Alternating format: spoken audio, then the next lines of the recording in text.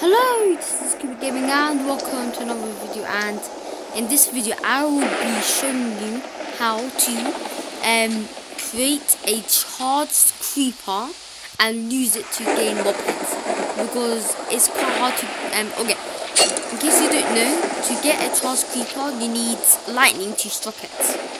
Okay, so, like that lightning needs to struck that charged creeper. And if you have a charged creeper and you put a mob next to it, let's say a creeper, and you ignite the charged, you can ignite normal creepers, but you can also ignite charged creepers. I think you get this. Yeah, wait. So if you have a charged creeper, then if you ignite that charged creeper, if you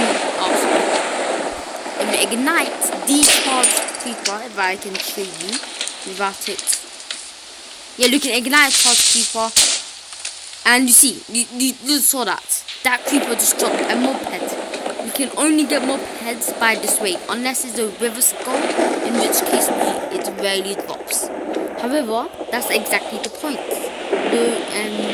This is why this is so useful. First of all, the mob heads can be used as decoration. They're not really much effect, but they can be used as decoration like that. However, if you get a river skeleton, so you can so perhaps if you get a charged creeper to go in the nether, or a river turns to go in the overworld, a river skeleton to go in the overworld, and you get a charged creeper, then you can ignite the charged creeper, blow up, you get a river skeleton skull. You might be wondering, how do you make a charged creeper if you didn't see that demonstration? You do this. You get it needs to be the thunderstorm. That needs to be the river, and you get a trident with channeling 1, and it ignites any mob with lightning strike and fire, and it also makes a charged creeper. So that is effective. Now, how do you do this in survival to get mob heads? If you want to get river skull, then with a skeleton skull, then which is the most common, you either create a nether portal, like I don't have any obsidian, but you make a nether portal, you go to the nether, you try and find a nether fortress as you would do, and you try and find a river skeleton. They're 3 blocks high and look like this. If you don't know, they are 3 blocks high. Yeah, the 1 block higher. Okay, and as a demonstration, if I can actually, okay, then if I ignite this creeper, it would cooperate. There you go. It killed the river skeleton and a river skeleton skull. You can easily farm river skeletons skull like this. It's much better than having to go to the nether and try and kill river skeletons and try and get lucky. It's much better than that. However, I think it wouldn't drop if the river skeleton gets struck by lightning. So that is an effective way to actually farm skulls. And once again, you just go to nether, find a fortress, then you can build another nether portal, and then try and bridge them up. So it's fairly easy to do it. I actually done one there and one there. I collected them. It took a while, a few minutes, to find tutorials on how to do that, but yeah. And once you do that, you can bring mobs in, or mobs can, you don't have to physically bring them. You could just, for example, zombie pigmen often go through nether portals. Not often, but they sometimes go through nether portals. River skeletons, if it's the correct height, yes it is, can do the same. And yeah, once you're in, and then you can just find a charged creeper and do it. However, this does not work in the nether, and as you can see, I actually bridged these two nether portals. You can easily do this. To find a tutorial if you don't know how to do it. Okay, these don't work in the nether, so you can't bring a creeper in here or a charge creeper in here. Then it doesn't work. I actually set it to thunderstorm. Nether thunderstorm. It doesn't work. It also needs to be a thunderstorm, so there's that. And as you can see, I did end up. That portal was supposed to anyway. So that is the way to effectively get charged creepers and farm them. Another way you could like ignite it without getting hurt, because that is a probability, is you sort of to actually do this in survival mode without getting blown up by a supercharged creeper, because charged creepers actually they explode, they do a lot more damage, right? And remember to have a gap so the lightning can actually strike it, right? If it hits, okay. So it can't be in water. I just figured that out. Like the actual thing needs to hit on top. I literally just hit it right on top, right? And once you to do this is you should do it on the ground where there's a hole, and then you can just run and jump over the hole. The creeper might come. If it's a trapdoor, it'll think it's a block, and then it'll fall straight down into this.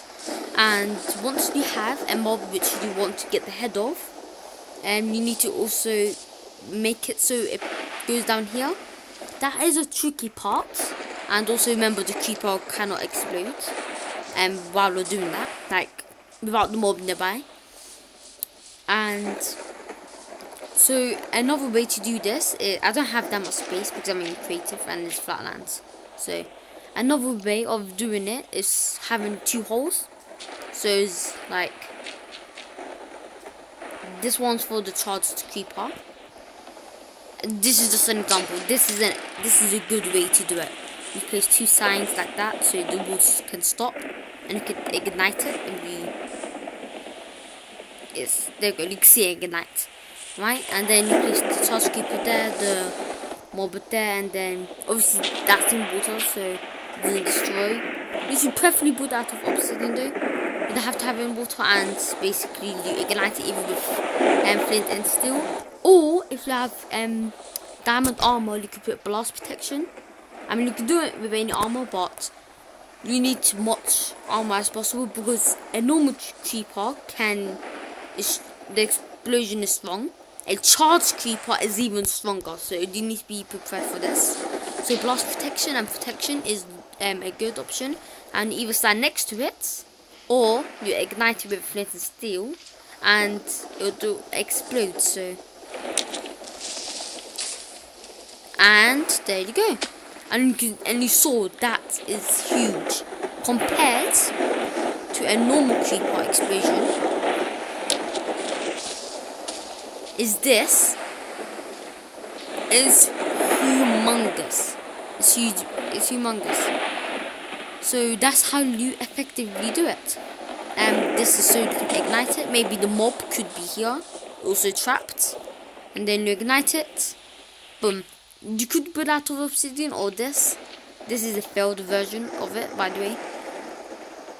Yeah, so that's how you effectively create a charged creeper and an effective way to farm river skulls, river skeleton skulls. Because that, see, got zombie pigmen, because they came from the nether. See, you can't get river from the nether. It's a bit hard now.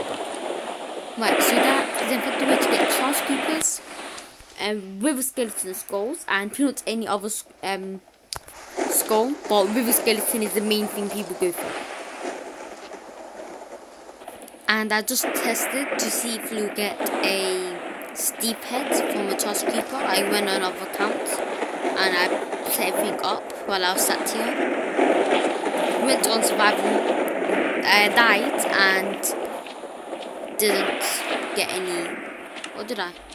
No, I didn't get any steep head, but that's fine because you may want a river skeleton skull, and this video is far too long, especially for a video that's supposed to be short. But Anyways, well, that's it for today's video. Please, if you well, not please, if you well, forget I said please. Please, if you enjoyed this video, can you like because this is very effective. Why did I just set sheep on fire? I don't know, but I can set slime. They're hostile, so you wouldn't mind if I set a hostile mob. Anyway, so please like the video if you found something useful for it. Maybe like for long Minecraft world thing, so you can it's more easier to harvest with a skeleton skull. Also, to get trident, you get it from the ground. To get enchantment, I think you can enchant an enchantment in an enchantment table. Other than that, you can get it from an enchantment book. Maybe from fishing, I don't know. Alright, so please do that and like and subscribe. BNYNE. Bye.